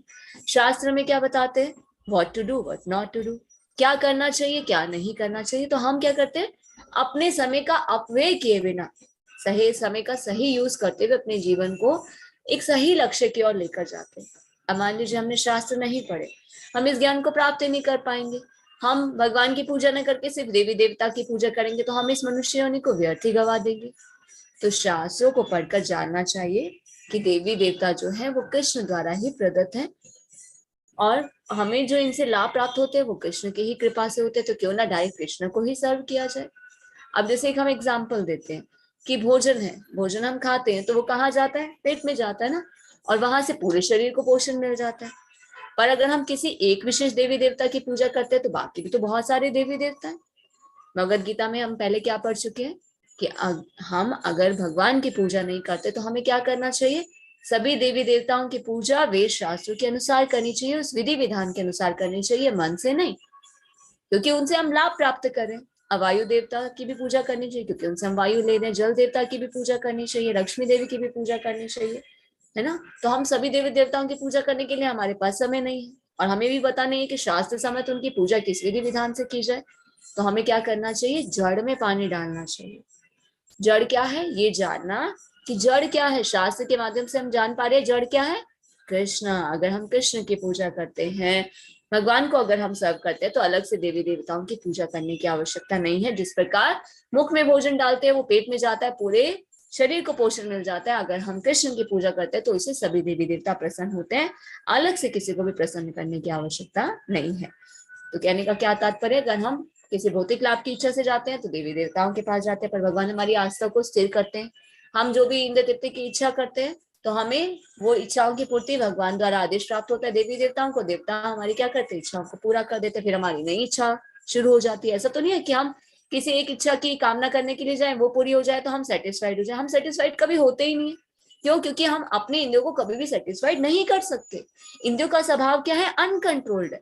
इन्हें हम जितना देने का प्रयास करते हैं ये उतना ही अनसंतुष्ट रहती है, अनकंट्रोल रहती है और डिमांड करती है, इसलिए हम असंतुष्ट ही रह जाते, कभी सुख और शांति को प्राप्त नहीं कर पाते। अगर हम सुख और शांति को प्राप्त करना चाहते हैं, अगर हम सेटिस्फाइड होना चाहते हैं, तो हमें क्या करना होगा, अपनी इंद्रियों को भगवान की सेवा में लगाना होगा। अगर कुछ मांगना भी है ना तो आप भगवान से मांगिए, डायरेक्ट भगवान से मांगिए, और भगवान से यही कहिए कि मेरे लिए जो अच्छा है ना कृष्ण मुझे प्रदान करें। तो भगवान क्या करते हैं अपने बच्चों के साथ, कोई माता पिता गलत करते हैं क्या? अगर एक बच्चा पूर्ण रूप से अपने माता पिता पे डिपेंड होगा, नहीं करते। उसी प्रकार से अगर हम पूर्ण रूप से भगवान पे डिपेंड होंगे, अगर भगवान से हम कुछ मांगे देंगे भी, तो जो हमारे लिए सही होगा भगवान हमें प्रदान करेंगे, क्योंकि हमारा फ्यूचर भगवान देख पा रहे हैं, हम नहीं। कई बार हम क्या करते हैं, जैसे हम चित्रकेतु की स्टोरी पढ़ते हैं, तो चित्रकेतु महाराज जो थे वो राजा थे, उनके पास सब कुछ था, इतनी रानियां भी थी, पर उनके पास कोई संतान नहीं थी और वो असंतुष्ट थे। इतना राज्य होने के बाद, इतनी सुंदर प्रजा होने के बाद, इतनी आज्ञाकारी उनकी प्रजा थी, उनका राज्य धन धान्य से संपन्न था, किसी चीज की कोई कमी नहीं थी, रानियां भी बहुत सेवा करने वाली थी, फिर भी असंतुष्ट थे। क्यों? मेरे पास कोई संतान नहीं है। यज्ञ भी किए और फिर अंगिरा ऋषि से वरदान मांगा कि मुझे एक संतान की प्राप्ति हो, तो एक यज्ञ करते फिर उन्हें संतान मिलती है। तो वही संतान, देखिए जबरदस्ती हम क्या करते हैं, डिमांड करते हैं कि हमें ये चाहिए, हमें ये चाहिए, हमें ये चाहिए। भगवान हमें देख रहे हैं, हमारे हृदय में बैठे, जो हमारी आवश्यकता है उन्हें पूरा करते, हमारी जरूरतों को पूरा करते हैं, पर हमारी अननेसेसरी डिमांड को पूरा नहीं करते, क्योंकि वो हमारे लिए हार्मफुल होती है। उन्होंने भी क्या किया, डिमांड की कि मुझे पुत्र चाहिए। अब पुत्र तो मिल गया, पर क्या हुआ, जब पुत्र मिलता है, एक रानी से उन्हें वो पुत्र मिला, क्योंकि जो रानी को खीर खिलाई गई, रानी ने पुत्र को जन्म दिया, तो बाकी रानियों का तो पुत्र है नहीं। वो बहुत जेलसी करती है कि जिस रानी ने पुत्र दिया, राजा उससे बहुत प्रेम करते हैं, तो वो क्या करती है, सारी बाकी जो रानियां होती है मिलकर योजना बनाती है कि इसका हम वध कर देंगे, तो उन्हें जहर देकर मार देती है। अब राजा फिर से क्या होता है, फिर से शोकग्रस्त हो जाते हैं। देखिए थोड़े समय के लिए खुशी मिली, फिर से दुख आ गया। तो नारद मुनि आते हैं, नारद मुनि कहते हैं अगर तुम्हें तुम्हारा बच्चा वापस मिल जाए तो कहते मैं बहुत ही खुश हो जाऊंगा। फिर से वो उसे पुनर्जीवित करते हैं, तो फिर क्या होता है, फिर वो बच्चा आकर क्या बोलता है, आप तो मेरे इस जन्म के पिता हैं, मेरे तो अनेकों जन्म के माता पिता हैं, मेरे परम पिता तो परमेश्वर कृष्ण है। तो वो उन्हें ज्ञान प्रदान करते हैं। तो कहने का क्या तात्पर्य है कि हमें अननेसेसरी डिमांड नहीं करनी चाहिए, पूर्ण रूप से भगवान के शरणागत होना चाहिए। एक अबोध बालक के जैसे, जैसे एक नन्हा बालक होता है जो बोल नहीं पाता कि मुझे भूख लगी है, मेरा ध्यान रखो, पर माता क्या करती है, ऐसे अबोध बालक का ध्यान सबसे ज्यादा रखती है। 6 महीने का बच्चा होता है, कुछ बोल नहीं पाता ना, माता का सबसे ज्यादा ध्यान उसी के ऊपर होता है। उसे समय पर दूध पिलाती है, उसका ध्यान रखती है, जरा सा बच्चा चिल्लाया सारा काम छोड़कर भागती आती है, उसे संभालती है। क्यों? क्योंकि वो फुली डिपेंडेंट है उनपे। तो हमें क्या सीखना है कि हमें भी अपनी भगवान के प्रति डिपेंडेंसी को बढ़ाना है, कि जितना हम भगवान के प्रति शरणागत होंगे, भगवान भी वैसे ही रेसिप्रोकेट करेंगे। तो हमें विदाउट एनी डिमांड पूर्ण रूप से भगवान के आश्रित होना चाहिए, प्रेममय संबंध भगवान से स्थापित करना चाहिए। अगर मांगना भी है तो हमें कृष्ण से मांगना चाहिए, और भगवान की कृपा से हमें जो भी मिले उसमें हमें सेटिस्फाइड रहने का प्रयास करना चाहिए। तो अल्प बुद्धि वाले व्यक्ति क्या करते हैं, देवताओं की पूजा करते हैं, क्योंकि वो उन चीजों को मांगते हैं जो क्षणिक होती है ना। भौतिक चीजें क्या है, धन है, संपत्ति है, रिश्ते हैं, ये सब क्या है, ये तो टेम्परेरी है ना, इस शरीर के साथ सबका नाश हो जाता है, तो ये क्षणिक होते। तो हमें कभी भी ऐसी वस्तुओं को नहीं मांगना चाहिए जो कि नाशवान हो। हमें जो चीज परमानेंट है, भक्ति, भगवान की कृपा, इन चीजों को अगर मांगना चाहिए देवताओं से, तो उन चीजों को मांगना चाहिए। फिर बताया जा रहा है कि देवताओं की पूजा करने वाले देवलोक को जाते हैं, किंतु मेरे भक्त अंततः मेरे परम धाम को प्राप्त होते हैं। जैसे कि पहले भी हम पढ़ चुके हैं, जो देवी देवताओं को पूजा करेगा वो देवलोक में जाएगा, जो भूत प्रेतों की पूजा करेगा वो भूत लोक में जाएगा, जो पितरों की पूजा करेगा वो पितृलोक में जाएगा, जो भगवान की पूजा करेगा वो भगवान के धाम में जाएगा। तो हमें क्या करना चाहिए, ये अब हम पर डिपेंड करता है कि हमें कहाँ जाना है। अगर हम देवलोक में जाएं या किसी अन्य लोक में जाएं तो वहां पर हमारे कर्म के अनुसार जाएंगे। ऐसा नहीं कि खाली पूजा करने से चले जाएंगे। अगर हमारी ऑस्टेरिटी ऐसी होगी, हमारे कर्म बहुत अच्छे होंगे, पुण्य कर्म बहुत ज्यादा संचित होंगे, तो ही हम जा पाएंगे देवलोक में। ऐसा नहीं कि किसी देवता की पूजा करने से हम देवलोक में पहुंच जाएंगे, वो भी कर्म के अनुसार होता है। पर अगर हम भक्ति करेंगे तो ये गारंटी कि हम भगवत धाम पहुंचेंगे। अतः परमेश्वर क्या करते हैं, अपने शुद्ध भक्तों पर उनकी कृपा भी असीम होती है। तो क्यों ना फुली डिपेंडेंट हुआ जाए कृष्ण पर। शास्त्र कहते हैं, भगवान स्वयं कहते हैं कि सरेंडर अनटू मी। देखिए बहुत सारे रास्ते भगवान बताते हैं, इसलिए भगवत गीता के लास्ट अध्याय में हम पढ़ेंगे भगवान क्या कहते हैं, सर्वधर्मान परित्यज्य माम एकम शरणं व्रज अहं त्वां सर्व पापेभ्यो मोक्षयिष्यामि मा शुचः। बहुत सारे रास्ते हैं मुझे प्राप्त करने के, पर सब कुछ त्याग दो। सभी धर्मों का, धर्म का अर्थ नहीं है हिंदू मुस्लिम सिख ईसाई। यहाँ जो भगवत गीता में भगवान कर्म योग, ज्ञान योग, अष्टांग योग, संन्यास की विधियां बता रहे हैं, उनके बारे में कह रहे हैं कि उन सब का त्याग कर दो, अपना समय को व्यर्थ मत गवाओ। Bhakti yoga is the easiest and the quickest way to attain the supreme personality of God. मेरे शरणागत हो, मैं तुम्हें जन्म मृत्यु के चक्र से निकाल दूंगा, तुम्हारी सारी आवश्यकताओं को मैं पूरा करूंगा, जो भी तुम्हारे पास है उसकी मैं रक्षा करूंगा, और जो तुम्हारे पास है उससे मैं प्रदान करूंगा। जो मेरे शरणागत होता है वो मेरे भगवत धाम को वापस लौट आता है और उसे फिर से पुनः इस भौतिक जगत में आना नहीं पड़ता। हरे कृष्ण। नेक्स्ट हरे कृष्णा सत्येंद्र प्रभु जी पढ़िए।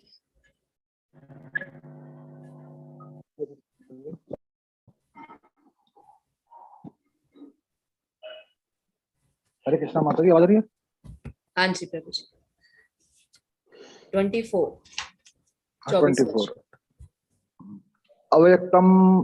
अव्यक्तम व्यक्त्यम आप्तरम मान्यते माम अबुबुद्ध्य परम भावम अजनंत मम अपवयम अनुन्नतम। बुद्धिहीन मनुष्य मुझको ठीक से न जानने के कारण सोचते हैं कि मैं भगवान यानी कि श्री कृष्ण पहले निराकार था और अब मैंने इस स्वरूप को धारण किया है। वे अपने अल्प ज्ञान के कारण मेरी अविनाशी तथा सर्वोच्च प्रकृति को नहीं जान पाते। तात्पर्य श्री प्रभुपाद जी द्वारा श्री प्रभुपाद जी की जय। देवताओं के उपासकों को अल्पज्ञ कहा जा चुका है और इस श्लोक में निर्विशेषवादियों को भी अल्पज्ञ कहा गया है। भगवान कृष्ण अपने साकार रूप में यहाँ पर अर्जुन से बातें कर रहे हैं, किंतु तब भी निर्विशेषवादी अपने अज्ञान के कारण तर्क करते हैं कि परमेश्वर का अनंत कोई स्वरूप नहीं होता। श्री रामानुजाचार्य की परंपरा के महान भगवत भक्त यमुनाचार्य ने इस संबंध में 2 अत्यंत उपयुक्त श्लोक कहे हैं। हे प्रभु व्यास देव तथा नारद जैसे भक्त आपको भगवान के रूप में जानते हैं। मनुष्य विभिन्न वैदिक ग्रंथों को पढ़कर आपके गुण, रूप तथा कार्यों को जान सकता है और इस तरह आपको भगवान के रूप में समझ सकता है। किंतु जो लोग रजो तथा तमोगुण के वश में हैं, ऐसे असुर तथा अभक्त गण आपको नहीं समझ पाते। ऐसे अभक्त वेदांत, उपनिषद तथा वैदिक ग्रंथों की व्याख्या करने में कितने ही निपुण क्यों न हो, वे भगवान को नहीं समझ पाते। ब्रह्म संहिता में यह बताया गया है कि केवल वेदांत साहित्य के अध्ययन से भगवान को नहीं समझा जा सकता। परम पुरुष को केवल भगवत कृपा से जाना जा सकता है। अतः इस श्लोक में स्पष्ट रूप से कहा गया है कि न केवल देवताओं के उपासक अल्पज्ञ होते हैं, अपितु वे अभक्त भी जो कृष्णा भावनामृत से रहित हैं, जो वेदांत तथा वैदिक साहित्य के अध्ययन में लगे रहते हैं, अल्पज्ञ हैं और उनके लिए ईश्वर के साकार रूप को समझ पाना संभव नहीं है। जो लोग परम सत्य को निर्विशेष करके मानते हैं वे अवबुद्धाय बताए गए हैं, जिसका अर्थ है वे लोग जो परम सत्य के परम स्वरूप को नहीं समझते। श्रीमद् भागवत में बताया गया है कि निर्विशेष ब्रह्मा से ही परम अनुभूति प्राप्त होती है, जो ऊपर उठती हुई अंतर्यामी परमात्मा तक जाती है। किंतु परम सत्य की अंतिम व्याख्या तो भगवान है।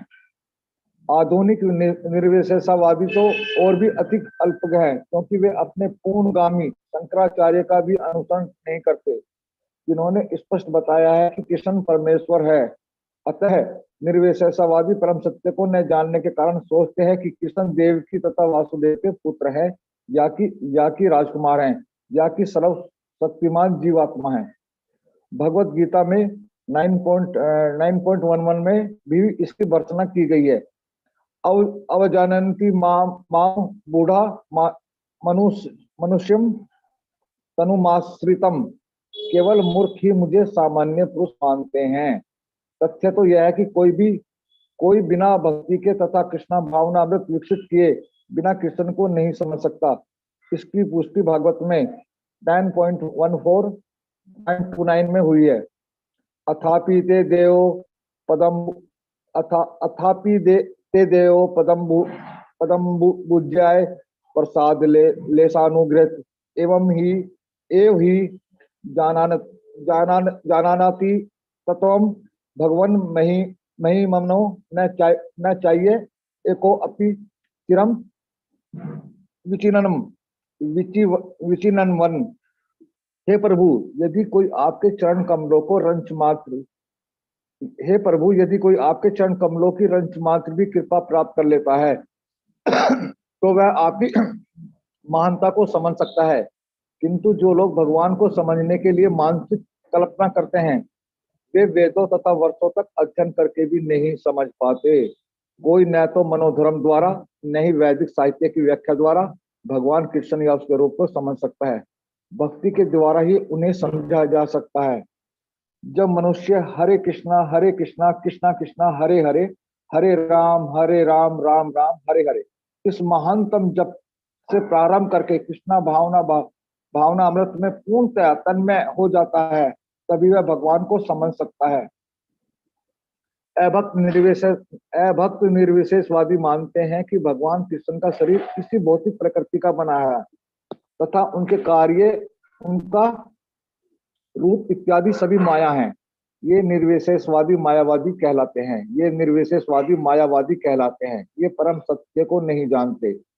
20वें श्लोक में स्पष्ट है, जो लोग कामेच्छा से अंधे हैं वे अन्य देवता की शरण में जाते हैं। यह स्वीकार किया गया है। भगवान के अतिरिक्त अन्य देवता भी हैं जिनके अपने अपने लोक हैं, और भगवान का भी अपना लोक है। जैसा कि 23वें श्लोक में कहा गया है, देवान देवयज्ञो यान्ति भक्ता यान्ति मामापि। देवताओं के उपासक उनके लोकों को जाते हैं, और जो कृष्ण के भक्त है वे कृष्ण लोक को जाते हैं। यद्यपि यह स्पष्ट कहा गया है, किंतु तो भी मूर्ख मायावादी यह मानते हैं कि भगवान निर्विशेष है और ये विभिन्न रूप में उनके ऊपर थोपे गए हैं। क्या गीता के अध्ययन से ऐसा प्रतीत होता कि देवता तथा उनके धाम निर्विशेष है? स्पष्ट यह है कि न तो देवतागण न ही कृष्ण निर्विशेष है, ये सभी व्यक्ति हैं। भगवान कृष्ण परमेश्वर है, उनका अपना लोक है, और देवताओं के भी अपने अपने लोक हैं। अतः यह अद्वैतवादी तर्क की परम सत्य निर्विशेष है और रूप ऊपर से थोपा हुआ है, सत्य नहीं हो सकता। यहाँ स्पष्ट बताया गया है कि यह ऊपर से थोपा हुआ नहीं है। भगवत गीता से हम स्पष्टतः समझ सकते हैं कि देवताओं के रूप तथा परमेश्वर का स्वरूप साथ साथ विद्यमान है, और भगवान कृष्ण सच्चिदानंद रूप हैं। वेद भी पुष्टि करते हैं कि परम सत्य आनंदमय अभ्यासात, अर्थात वे स्वभाव से ही आनंदमय है और वे अनंत शुभ गुणों के आगार हैं। गीता में भगवान कहते हैं, यद्यपि ये अजन्मा है तो भी वे प्रकट होते हैं। भगवत गीता से हम इन सारे तथ्यों को जान सकते हैं। अतः हम यह नहीं समझ पाते कि भगवान किस तरह निर्विशेष हैं। जहां तक गीता के कथन है, उनके अनुसार निर्विशेषवादी अद्वैतवादियों का यह आरोपित सिद्धांत मिथ्या है। यहाँ यह स्पष्ट है कि परम सत्य भगवान कृष्ण के रूप और व्यक्तित्व दोनों हैं। हरे कृष्णा माता जी। हरे कृष्ण प्रभु जी, थैंक यू सो मच प्रभु जी। बुद्धिहीन मनुष्य मुझको ठीक से ना जानने के कारण क्या सोचते हैं कि मैं पहले निराकार था, अब मैंने स्वरूप को धारण किया है। वे अपने अल्प ज्ञान के कारण मेरी अविनाशी सर्वोच्च प्रगति को नहीं जानते। तो देवताओं के उस उपासकों को अल्पज्ञ कहा गया है, क्योंकि उन्हें ज्ञान कम होता है, शास्त्रों का अध्ययन नहीं करते, इसलिए अज्ञानता के अंधकार के कारण देवी देवताओं को पूजा करते हैं।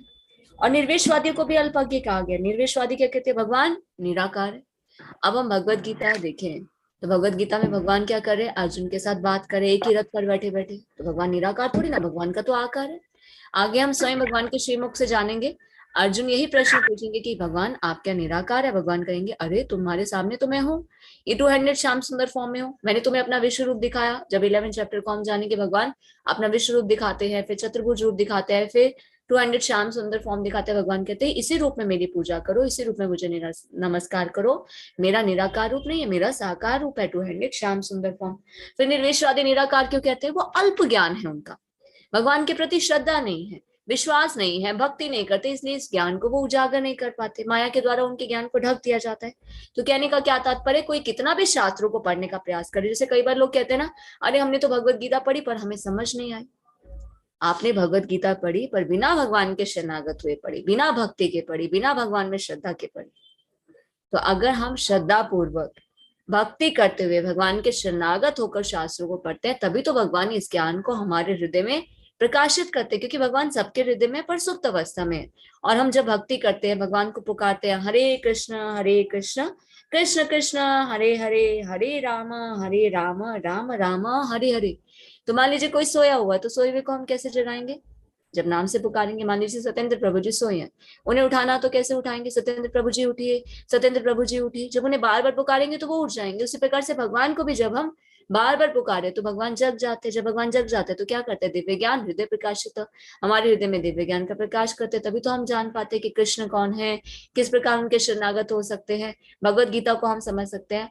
अन्यथा भगवत गीता को नहीं समझ पाते। ऐसी बहुत सी टीकाएं हैं जो अभक्तों द्वारा लिखी गई हैं। ऐसे अभक्तों द्वारा टीकाएं लिखने के कारण कृष्ण को छुपाया गया है, क्योंकि उनकी भगवान में श्रद्धा नहीं है। फिर उन टीकाओं को जो पढ़ते हैं वो भी भगवान को नहीं जान पाते। क्यों? क्योंकि अभक्तों द्वारा लिखी गई है। इसलिए हमें क्या करना चाहिए? भक्तों द्वारा लिखे गए शास्त्रों को ही पढ़ना चाहिए, जो कि प्रामाणिक हो, और पूरी श्रद्धा के साथ पढ़ना चाहिए। जब हम श्रद्धा के साथ पढ़ते हैं, भगवान हमारी तन्मयता को देखते हैं, फिर भगवान हमारे हृदय में दिव्य ज्ञान का प्रकाश करते हैं और भगवान को हम जान पाते। क्योंकि भगवान कौन है? परम सत्य आनंदमय अभ्यास, आपकी वे स्वभाव से ही आनंद में है, शुभ गुणों के आगार है। गीता में भगवान क्या कहते हैं? कि वे अजन्मा। वे कब प्रकट होते हैं? जब हम पूर्ण रूप से उनके शरणागत होते हैं। जो लोग भक्ति करते हैं, भगवान उनके सामने ही प्रकट होते हैं। जैसे कि ब्रह्म संहिता में ब्रह्मा जी कहते हैं, प्रेमांजन चुरित भक्ति विलोचनेन संत सदैव हृदयेषु विलोकयन्ति, कि जो प्रेम रूपी अंजन अपने आंखों में लगाता है, भक्ति के द्वारा ही हम भगवान को जान सकते हैं। हरे कृष्ण। नेक्स्ट संदीप प्रभु जी पढ़िए।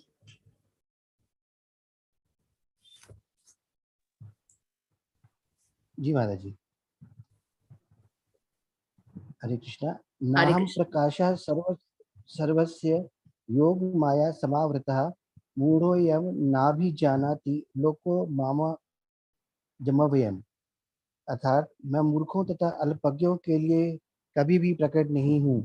उनके लिए तो मैं अपनी अतरंगा शक्ति द्वारा आच्छादित रहता हूँ, अतः वे यह नहीं जान पाते कि मैं अजन्मा तथा अविनाशी हूँ। तात्पर्य श्रीला प्रभुपाद जी द्वारा। प्रभुपाद जी की जय। यह तर्क दिया जा सकता है कि जब कृष्ण इस पृथ्वी पर विद्यमान थे और सबों के लिए दृश्य थे, तो अब वे सबों के समक्ष क्यों नहीं प्रकट होते? किंतु वास्तव में वे हर एक के समक्ष प्रकट नहीं थे। जब कृष्ण विद्यमान थे तो उन्हें भगवान रूप में समझने वाले व्यक्ति थोड़े ही थे। जब कुरु सभा में शिशुपाल ने कृष्ण के सभाध्यक्ष चुने जाने का विरोध किया, तो भीष्म ने कृष्ण के नाम का समर्थन किया और उन्हें परमेश्वर घोषित किया। इसी प्रकार पांडव तथा कुछ अन्य लोग उन्हें परमेश्वर के रूप में जानते थे, किंतु सभी ऐसे नहीं थे। भक्तों द्वारा सामान्य व्यक्ति के लिए वे प्रकट नहीं थे। इसीलिए भगवत गीता में कृष्ण कहते हैं कि उनके विशुद्ध भक्तों के अतिरिक्त अन्य सारे लोग उन्हें अपनी तरह समझते हैं। वे अपने भक्तों के समक्ष ही आनंद के आगार के रूप में प्रकट होते थे, किंतु अन्यों के लिए, अल्पज्ञ भक्तों के लिए वे अपनी अतरंगा शक्ति से आच्छादित रहते थे। श्रीमद् भागवत में 1.8.19 कुंती ने अपनी प्रार्थना में कहा है कि भगवान योग माया के आवरण से आवृत है तथा सामान्य लोग उन्हें समझ नहीं पाते। ईशोपनिषद में मंत्र 15 में भी इस योग माया आवरण की पुष्टि हुई है, जिसमें भक्त प्रार्थना करता है, हिरण्यमेन पात्रेण सत्य स्यास्त पिहित मुखम तत्वम पुत्रन्न पावरण सत्य धर्माय दृष्टे। हे भगवान, आप समग्र ब्रह्मांड के बालक हैं और आपको भक्ति सर्वोच्च धर्म है। अतः मेरी प्रार्थना है कि आप मेरा भी पालन करें। आपका दिव्य रूप योग माया से आवृत है। ब्रह्म ज्योति आपकी अतरंगा शक्ति का आवरण है। कृपया इस तेज को हटा ले, क्योंकि यह आपके सच्चिदानंद विग्रह के दर्शन में बाधक है। भगवान अपने दिव्य सच्चिदानंद रूप में ब्रह्म ज्योति की अतरंगा शक्ति से आवृत हैं, जिसके फलस्वरूप अल्पज्ञानी निर्विशेषवादी परमेश्वर को नहीं देख पाते। श्रीमद् भागवत में भी 10.14.7 ब्रह्मा द्वारा की गई यह स्तुति है, हे भगवान, हे परमात्मा, हे समस्त रहस्यों के स्वामी, संसार में ऐसा कौन है जो आपकी शक्ति तथा लीलाओं का अनुमान लगा सके। आप सदैव अपनी अतरंगा शक्ति का विस्तार करते रहते हैं, अतः कोई भी आपको नहीं समझ सकता। विज्ञानी तथा विद्वान, विद्वानी तथा विद्वान भले ही भौतिक जगत की परमाणु संरचना का या कि विभिन्न ग्रहों का अन्वेषण कर ले, किंतु अपने समक्ष आपके विद्यमान होते हुए भी वे आपकी शक्ति की गणना करने में असमर्थ है। भगवान श्री कृष्ण न केवल अजन्मा है, अपितु अव्यय भी हैं। वे सच्चिदानंद रूप हैं और उनकी शक्तियां अव्यय हैं। हरे कृष्णा माता जी। हरे कृष्ण प्रभु जी, थैंक यू सो मच प्रभु जी। मैं मूर्खों तथा अल्पज्ञों के लिए कभी भी प्रकट नहीं हूँ। उनके लिए तो मैं अपनी अंतरंगा शक्ति के द्वारा आच्छादित रहता हूँ। ये नहीं जान पाते कि मैं जन्म तथा अविनाशी हूँ। तात्पर्य में बताया जा रहा है, यह तर्क दिया जा सकता है कि कृष्ण जब इस पृथ्वी पर विद्यमान थे तो सबों के लिए दृश्य थे। द्वापर युग में भगवान थे ना, तो सबके लिए दृश्य थे, पर वे सबके समक्ष क्यों प्रकट नहीं होते? किंतु वास्तव में वे हर एक के समक्ष प्रकट नहीं होते। जब भगवान विद्यमान थे तो हर कोई उनको नहीं समझ पा रहा था। क्यों? क्योंकि जिसकी भगवान में श्रद्धा नहीं है, भगवान क्या करते, अपने आप को उसके सामने प्रकट नहीं करते। और जब कुरु की सभा में शिशुपाल ने कृष्ण के सभाध्यक्ष चुने जाने का विरोध किया था, तो भीष्म पितामह ने क्या कहा था? कृष्ण के नाम का समर्थन किया था, उन्हें परमेश्वर घोषित किया था। पांडव और अन्य लोग भी उन्हें परमेश्वर के रूप में जानते थे, किंतु सभी ऐसे नहीं थे। इसलिए तो शिशुपाल ने गलती की। और क्या कर रहे थे? भरी सभा में भगवान को गाली दे रहे थे। 100 गाली दी, और जैसे 101 गाली दी, भगवान ने क्या किया? अपने सुदर्शन चक्र के द्वारा उनका वध कर दिया। तो क्यों नहीं देख पाए सभी कृष्ण के रूप में, भगवान के रूप में नहीं जान पाए? क्योंकि हर कोई भगवान को नहीं जान पाता। भगवान क्या करते हैं? अभक्तों का ज्ञान माया के द्वारा ढक देते हैं। माया क्या है? भगवान की अंतरंगा शक्ति है। जैसे निर्विशेषवादी कहते हैं ना कि भगवान निराकार है, भगवान ज्योति के रूप में। ये तो ज्योति जो है ना, ये एक आवरण है, ये कवरिंग है जो भगवान को जानने से रोकती है। मान लीजिए हमारे घर में ऑल्टर है, मंदिर है ना, मंदिर के आगे हम पर्दा लगाते हैं। जब हम पर्दा लगाते हैं हम भगवान को नहीं देख पाते। तो इसी प्रकार से ये जो ज्योति है, ये माया देवी जो है, ये हमें भगवान को देखने नहीं देती है। हम भगवान को नहीं जान पाते। जैसे ही हम पूर्ण रूप से भगवान के शरणागत होते हैं तो ये पर्दा जो है ये खुल जाता है, हम भगवान के दर्शन कर पाते हैं। तो सामान्य लोग भगवान को नहीं जान पाते क्योंकि उनका ज्ञान योग माया के आवरण द्वारा ढक दिया जाता है। पर जो भगवान के शरणागत होता है, भक्ति करता है, तो क्या करते हैं? भगवान अपने आप को प्रकट करते हैं। भगवान को हम जान सकते हैं। दिव्य ज्ञान हृदय प्रकाशित हो। भगवान हमारे हृदय में दिव्य ज्ञान का प्रकाश करते हैं ताकि हम भगवान को जान सके और भगवान के साथ संबंध को जोड़ सके। श्रीमद् भागवतम में भी बताया गया कि हे भगवान, हे परमात्मा, हे समस्त रहस्य के स्वामी, संसार में ऐसा कौन है जो आपकी शक्ति और लीलाओं का अनुमान लगा सके। आप सदैव अपनी अंतरंगा शक्ति का विस्तार करते हैं, आपको कोई नहीं समझ सकता। भले कितने बड़े बड़े वैज्ञानिक हैं, साइंटिस्ट है, क्या करे, ग्रह नक्षत्रों की खोज करे। अभी चंद्रयान को भी भेजा गया, बताया जा रहा है कि वो जाकर सो गया। कितनी कोशिश कर रहे हैं खोज करने की। अगर उनके सामने भगवान भी आ जाए ना तो वो भी भगवान को नहीं देख पाएंगे। क्यों? क्योंकि भगवान क्या करते हैं? अपना ज्ञान माया के द्वारा ढक देते। तो कृष्ण ना केवल अजन्मा है, अपितु अव्यय भी है। वे सच्चिदानंद स्वरूप है, उनकी शक्तियां भी अव्यय है। हर कोई उनको नहीं जान पाता। सिर्फ जो भगवान के शरणागत होता है, जो भक्ति करता है, उसके सामने भगवान क्या करते हैं? दिव्य ज्ञान का प्रकाश करते हैं और वही भगवान को जान पाता है।